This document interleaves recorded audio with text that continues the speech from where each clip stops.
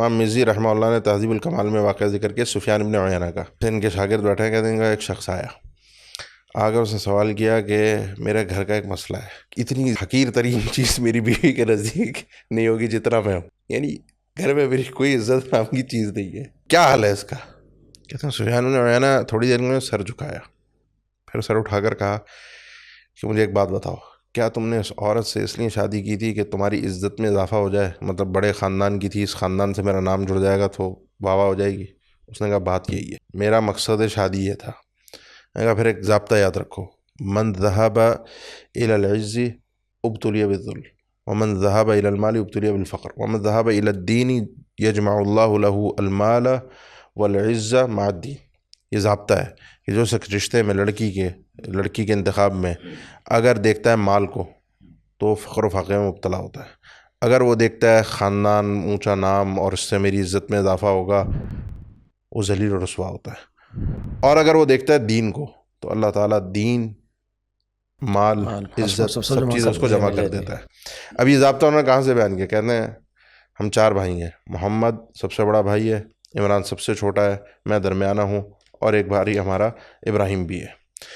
میرے بڑے بھائی نے شادی کی، محمد نے، اس نے شادی کی حسب کی بنیاد پر، بڑا نام دیکھا، خاندان دیکھا، اسٹینڈرڈ دیکھا، بڑے لوگ ہیں، بڑا خاندان ہے، شادی کر لی اس نے.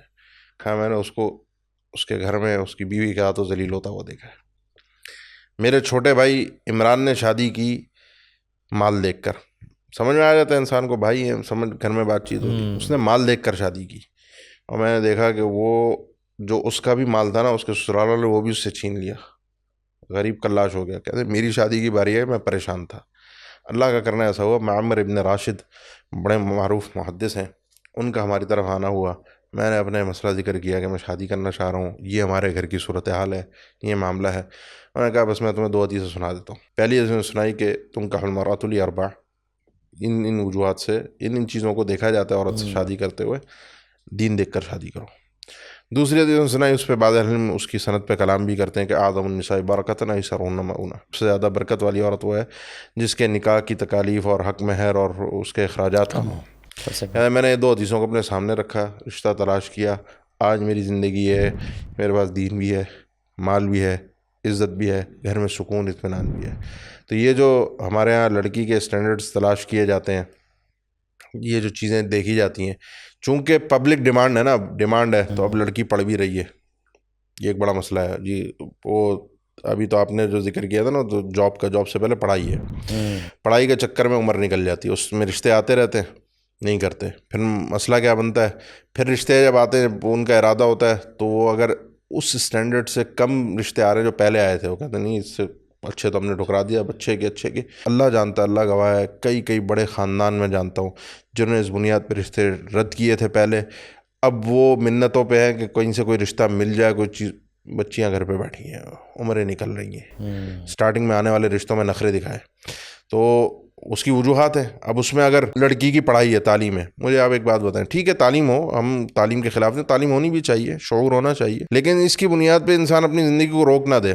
خواتین کی تعلیم کا ایک فائدہ ہے صرف اور صرف کہ آگے بچوں کی تعلیم اور تربیت. بہت ساری خواتین ڈاکٹر جو یہ طب کا شعبہ اختیار کرتی ہیں، پڑھتی ہیں، پڑھنے کے بعد ہاؤس جاب کسی نے کر لی، وہ بھی کرتی ہیں کہ چلو ایک ڈگری کمپلیٹ ہو جائے، ایک معاملہ سیٹ ہو جائے، اس کے بعد شادی ہو گئی.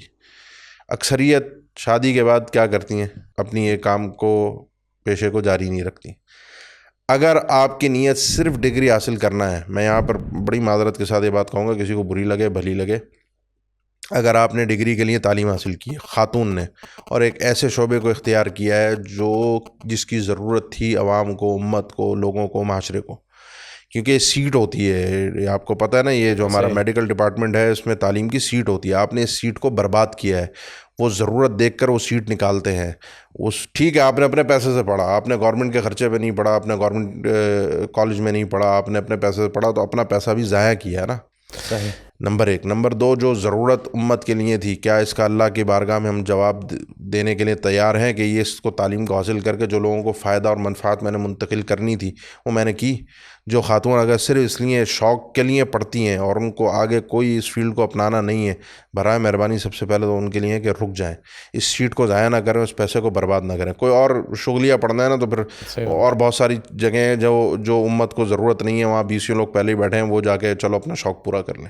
لیکن مہربانی کر کے جس چیز کی امت کو ضرورت ہے, جو سیٹ لمیٹڈ ہیں, جہاں پر دوسرے امیدوار بھی موجود ہیں, لیکن آپ نے شوق میں اپنا سیٹ کو برباد کر دیا. تو تعلیم ٹھیک ہے ہو, لیکن تعلیم رکاوٹ نہ بنے. پھر آگے اب تو جاب کے سلسلے سٹارٹ ہو گئے, جاب رکاوٹ بنتی ہے. پھر وہ جی سیٹل ہونا, اب تو پہلے ہم مرد کے لیے رو رہے تھے پیروں پہ کھڑا ہو, اب یہاں عورتوں کے مسائل کھڑے ہو گئے, وہ بھی پیروں پہ کھڑا ہونا چاہتی ہیں. بہرحال مختصر بات, زیادہ لمبی نہ ہو, مختصر بات اتنی ہے کہ عورت جو ہے وہ دیندار کیوں ہو, یہ تو جو حضرات شادی کر چکے ہیں, میں نے ابھی جو یہ سفیان بن عیینہ کا واقعہ ذکر کیا, جن حضرات کی شادی ہوئی بھی ہے, جو اپنے گھر کے بڑے ہیں, جو تجربے کار ہیں, وہ اس بات سے میں سمجھوں گا 100% متفق ہیں. میں نے لوگوں کو سوالات آتے ہیں, معاملات آتے ہیں, احوال آتے ہیں, آپ لوگ بھی گفتگو کرتے ہیں, کیا آپ کو لگتا ہے بات غلط ہے؟